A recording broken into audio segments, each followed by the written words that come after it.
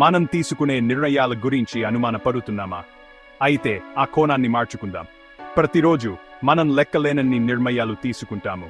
కొన్ని పెద్దవి, కొన్ని చిన్నవి. కానీ ఒక విషయం చెబుతాను వినండి. మనం తీసుకునే నిర్ణయాల్లోనే కాదు, ఆ తర్వాత వారి కోసం తీసుకునే చర్చల్లోనే అసలు బలం దాగి ఉంది. ఒక్కసారి ఆలోచించండి.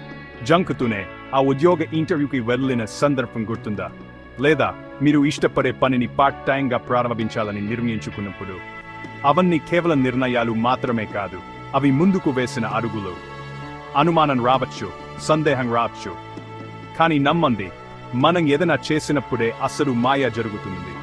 కంకణం కట్టుకున్నప్పుడు, ఎప్పుడైతే మనం అనిశ్చితిలో ఉన్నా ధైర్యంగా ముందుకు దూకుతామో అప్పుడే అసలు విజయం దాగి ఉంది.